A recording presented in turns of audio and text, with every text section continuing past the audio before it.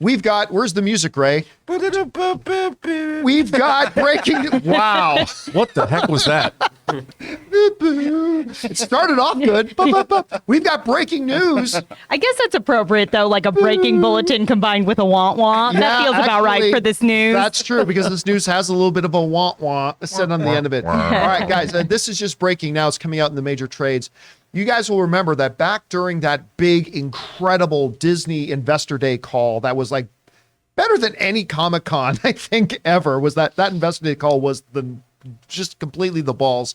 Anyway, one of the things that they announced that got us really, really excited was Rogue Squadron. Patty Jenkins, who had come off of Wonder Woman, and of course she directed Charlize Theron to an Academy Award win and all that kind of stuff, and her family with fighter pilots, and they did that great little sketch where she's talking about doing Rogue Squadron, and actually a story about the fighter pilots. And then she walks onto a runway and there's a life-size to scale X-Wing fighter. One of the best announcements they could have made. It was done in an incredible way. But of course, then we heard delay, but it was still on the release calendar. Well, not anymore. According to the major trades now, it has been revealed that Disney has officially pulled Rogue Squadron off of its release calendar. Now, I'm just going to read this here verbatim. You guys are hearing a lot of this at the same time that we are. It says this: Disney has removed Rogue Squadron, the new Star Wars film from director Patty Jenkins, from its release calendar. The move comes as little surprise since the tentpole, which was scheduled for December 22nd, 2023, was taken off the studio's production schedule in 2021. The announcement is more or less pro forma, as the window for Rogue Squadron to start filming in time to make that release date had been closing, which is true. I mean, if they were going to make this movie be in theaters in December of 2023, this thing was going to have to start shooting damn soon, if not already well into production. So they have now officially pulled it off. There's no word in here about them putting it back on. Now, people have asked me over the last couple months, do I think that Rogue Squadron is just done? And I've said, you know what? I mean, it could be, but I got a feeling the idea is so good, it's probably just going to come when it's ready. I'm not so sure about that anymore. I mean, listen, we had D23 come and go. They made absolutely no mention of it or any Star Wars movies, for that matter. We've known about the problems with Rogue Squadron. Now it's been completely removed, and no word or mention about we're going to move this off to, or we're going to set a new time, TBD, or anything like that. It's just that it's removed. So, to be clear, there is nothing in the story that says this movie is now done. There's nothing in the story that says that. But I'm starting to believe that.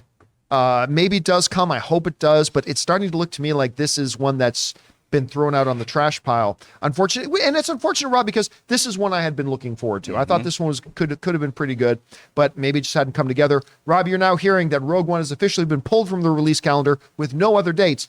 What do you think about it? Well, I suspected this was going to happen, which is sort of unfortunate because you know how when one movie is really successful, other studios want to emulate that formula? Yes. You'd think after Top Gun Maverick's success that they would want to get Space Top Gun. Really get Space Top Gun. Yes. And the thing is, the Rogue Squadron novels were some of my favorite of the expanded universe Star Wars novels. That they were really, the first 3 or 4 of them were really, really good. And so I would think that what a natural, because after all, Top Gun Maverick was basically Star Wars. The whole end of the movie is the Death Star trench run with the difference of the target was just 1 meter bigger. 1 meter difference. 1 meter difference. And it's like, can't you, well, I would have thought that they would have leaned into this because, hey, but apparently not. I mean, look, I think what happened and what happens so often, and I don't mean any disrespect, but with Wonder Woman 84 underperforming, both creatively and financially, you know, a director suddenly their position is never secure in terms of their next project. So I'm sure that then you think that had something to do with it? Oh, absolutely. Really? 100%. Okay. 100%. Because, you know, if Wonder Woman 84 was a huge success and everyone loved it creatively, then they'd be like, great, let's put it in production. But the fact that it kind of stalled out. Would you rethink that if they do move forward and do Wonder Woman 3 with Patty Jenkins directing? Would you rethink that?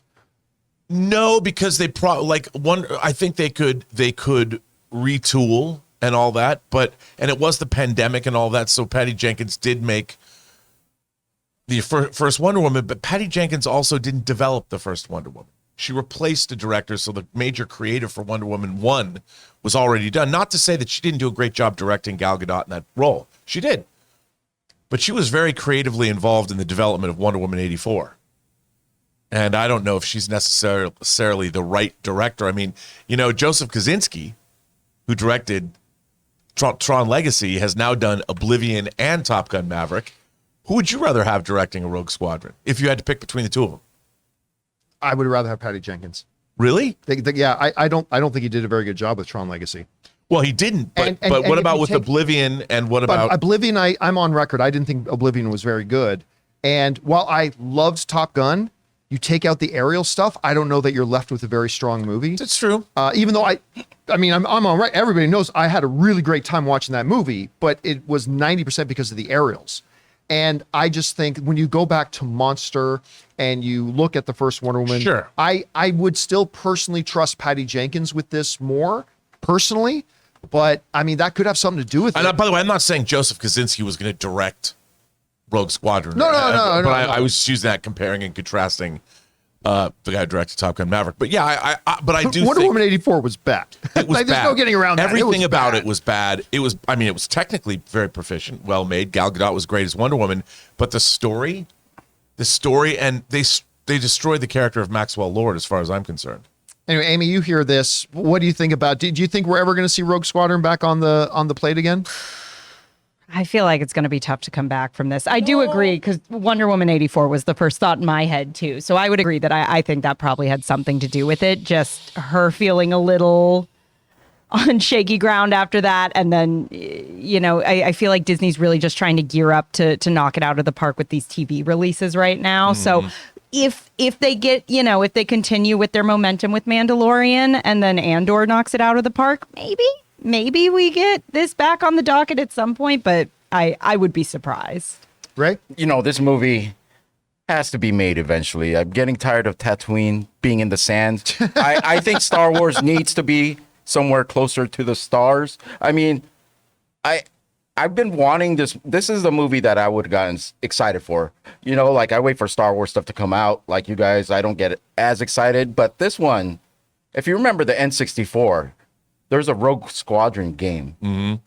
And some of that stuff in there, I wanted to see on screen. I mean, just the flying stuff in The Mandalorian, the last season where he got a new ship. Imagine all the stuff they could do. Maybe even with new sorts of... Well, the battle in Rogue One. Yeah. So, I love that battle. The battle in Rogue One. It's awesome. This is really disappointing to hear. Right. I don't care who's directing it. This movie needs to be made. Are you going to be surprised to find out that most of Andor takes place on Tatooine? It's fine. I'm kidding. I'm kidding. I'm kidding. Anyway, guys, question is for you.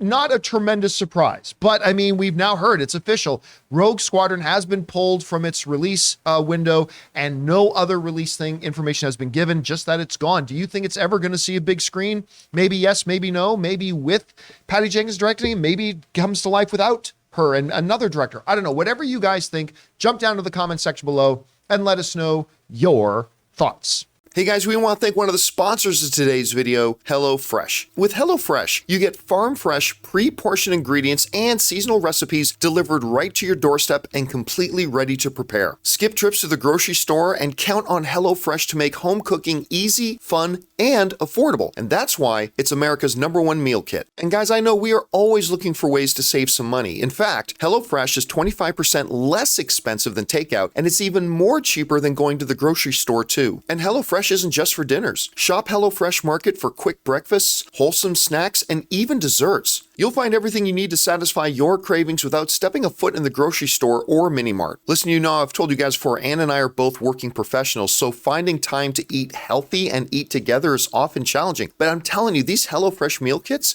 have made it easy to eat a lot healthier. It's less expensive for us, and we have a blast. And there's nothing like feeling like a chef when you put the final product on the plate. So right now, go to HelloFresh.com/Campea16 and use the promo code Campea16 for 16 free meals across 7 boxes and 3 free gifts. That's HelloFresh.com/Campea16 and use the promo code Campea16.